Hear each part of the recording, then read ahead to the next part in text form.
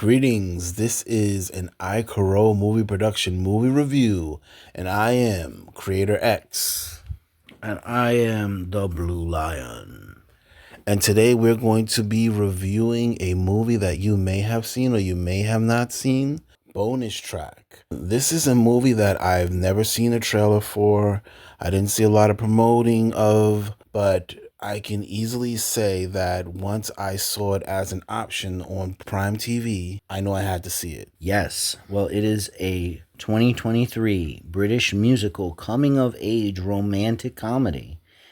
It was written by Mike Gilbert and Josh O'Connor, who stars in the film as Jono. We don't even remember his character, to be honest. And it was directed by Julia Jackman in her directorial debut. We had Joe Anders as George Bobbin, Samuel Small as Max, Jack Davenport as Jeffrey, George's father, and Alison Sudol as Julia, George's mother. Oh, and we had Susan Wokoma was playing the school counselor. So, for me, like I said, starting out, I kind of had already an anticipation for the movie because it was one of those type of things. Like I said, I saw and I just swiping and seeing the option on Prime. Meanwhile, I've never heard anyone talk about it online. I didn't see any trailers anywhere else until visiting Prime. And once I saw the tape cover, or I should say, once I saw the movie cover, and then seeing the trailer, I already knew. It was like halfway through, I was like, nope, I want to see it. I don't even care. Like, I'm ready to see it. It just seemed like it was going to be something that was heart-centered. It seemed like something that was going to be cute. It seemed like something that was going to be enjoyable. And it didn't disappoint. In the beginning, with the parents, that was a little annoying to see them going back and forth already. And I know it's like, hey, there's going to be conflict in each film, but it was something about it that was like, we haven't really even developed the characters, and already the parents are going back and forth, and it seemed kind of, for me, something that wasn't exactly enjoyable to see within the first 15 minutes. But as it went along, we kind of understood their relationship more, and the other parts of the film didn't really disappoint. I Sometimes I get a little annoyed with the whole bully thing when someone's getting bullied in school, and I know these things exist, but for me, growing up in the city, I was the type to fight a bully, so it's always annoying to see. But in general, I would say that this film was one of those type of films that I would highly recommend. I know I'm only 3 minutes in, and I'm telling you already that I would highly recommend it. It honestly was a good film. I really liked the film too. I thought it was deceptively simple, but there were so many deep parts to it that I found it really endearing. I felt like I could identify with the characters. I remember that time of being a teenager and experiencing the hesitation. You're not quite sure how to proceed with things. And you knew that they were going to get together. I think there were a lot of things that happened that were sort of to move the plot along. It was surprising to me that Max just went up to George, like saying, I'm going to have this guy. That was sort of an underlying tone the whole movie. And at first, I wasn't sure whether to trust him or not. And I love that they went in a direction where you ended up feeling safe with him as a character, as a friend. And I thought that was really sweet as well. And I think ultimately the movie was about harmony searching for its melody and its voice. George had a harmony, he had a beat, but he didn't know what the song was. And I thought that was interesting that he had to have this more famous, more glamorous person come along to give what he did translation so that other people could understand the importance of it. And I thought that was something really deep about the message of the movie, that the harmony is there from the start, that it precedes the melody. I thought that was really an interesting idea. And you see that too. They had the reference of Elton John in his room. And you saw from the Elton John movie that he doesn't write the songs, but he's able to put all of the music to the lyrics. So it's another example of that kind of duo energy in the creation of music.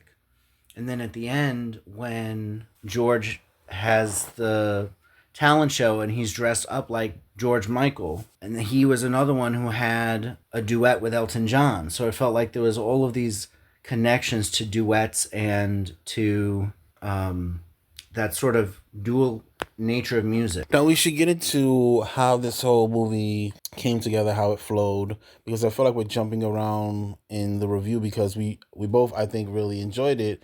So you know when you enjoy it, you're kind of like this part and that part, da, da, da, da. But the movie basically starts off with we see the life of this kid who is kind of sad and he's off in his own world to a certain extent. His parents seem to be kind of going through their own thing, so some of that is poured onto him. And we see his teachers basically saying he doesn't seem to have much going for him in school, so it's kind of like he's going through it. And he basically gets bumped into by a kid that walks by him. It's all this commotion. He doesn't even know what's going on. He comes to find out that it's actually the child of this famous couple and they're musicians, etc., etc. But we see early on he takes a liking to him and he's paying attention to him even more than the other students. So everyone's kind of like, so happy to see this famous kid going to their school, but he's seems a little bit curious or infatuated to a certain extent of him. Like he's just staring at him so much throughout the class, and he never really looks over at him. Max never looks over at George in the earlier part of the movie, but it's clear to see that George is continuously looking over at Max, and he probably did see him looking, but just didn't look over at him at that moment because the way that he came on to him sort of in this sort of semi-strong way, I think it was a certain amount of him respecting that when Max played the song for this class, it was kind of like so, but everyone was like, oh my goodness, it's the best thing I've ever heard.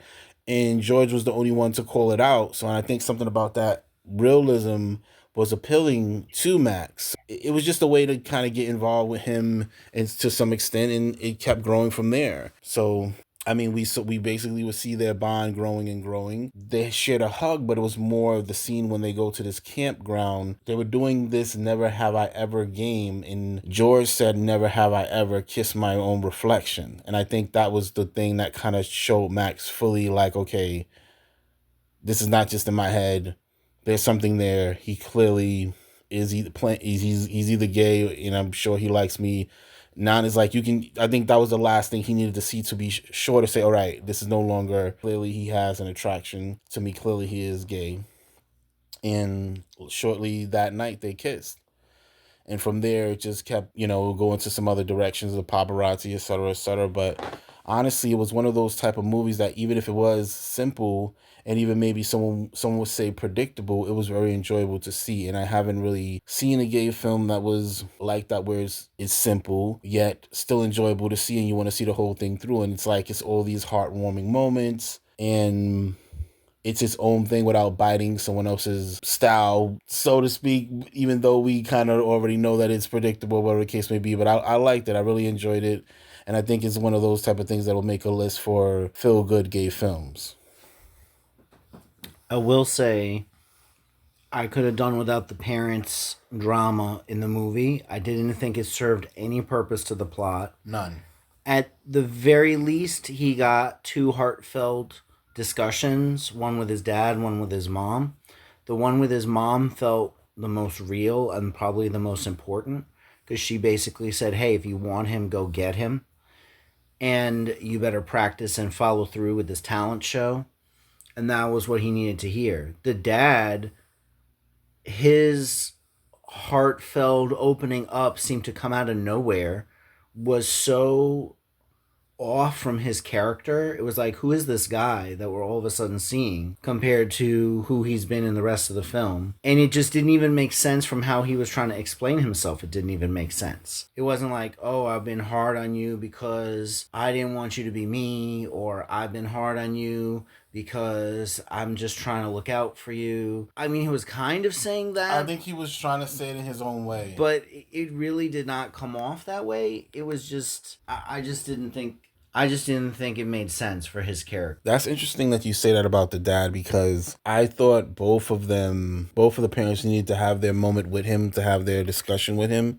And you said that you thought the mother's discussion was more important than the dad, but I think the dad was really the bigger reveal, because the dad was basically telling him, he was telling him so much without directly telling him. I think he was telling him, one, I think he saw himself in him to a certain extent, without the gay part, I think. Or maybe I didn't even know if it was going to go that direction, because that was something I was thinking as well. Was it going to go that direction where the dad was like, I used to think like this? But the dad basically was telling him that he similar to him, at that age, how he hated school, he hated being that age, he hated, everyone seemed like they were getting it, but he didn't. Everyone always seemed like they knew what to say, and he didn't know what to say. He said that he still felt like he felt that way today. So it kind of shows his character and why he's kind of choosing to be in this place where he's, I want to say, kind of out of touch, and is lacking empathy for his son to a certain extent when things are happening. And even when there's discussion and things are going on, it's like he's so cold, and it's really because it's his own stuff that he's dealing with, or his own stuff that he hasn't overcome. And he realizes, probably what is really showing also is that his dad is extremely sad, and he's seeing the same sadness within his son. So I think even them finding out that he's gay is like shaking things up, and it's like, oh, he's gay, he's kissing someone. Or we see him hanging out with his friend, and maybe he's not seeming as sad. Is like, okay, this is different. So it's like all that is playing into it, him and his relationship with his dad. But I think it was nice to see that his parents did accept him. His parents did show up for his talent show, which was something for him. I like to see that the teacher, she also was trying to continue to be there for him in her own way. Like, hey, if you need to talk, if you need someone to, and I thought he was going to have a moment where he actually did go to her, because she said several times, if you need to talk, or you need, help with anything, just let me know. And we come to find out that she was also a lesbian, and she was kind of on the low. We didn't know that until she met her old fling. And from there, we kind of saw her character, like, oh, she is a lesbian. So we see her sneak off with her lover, and so on and so forth. But like I said, I thought it was a really enjoyable movie, and it really is one of those ones I think is going to be added to the list. I can see myself watching it again. Yeah, it was just well directed, well shot in terms of the cinematography. The lighting was good, sound quality was good, actors did a good job. They were a cute couple as well. And I thought it was really well done. I hadn't heard about this movie before either. It's surprising that it's 2 years old and we haven't heard about it until just in late 2025. Definitely, definitely. So I think we're going to leave it there. We encourage you to go watch the movie. Let us know what you think in the comments down below. This is an iCarol movie production movie review. This is The Blue Line. And Creator X. Don't forget to like and subscribe. Hit the bell for notifications, all that good stuff. And we will catch you for the next one. Peace.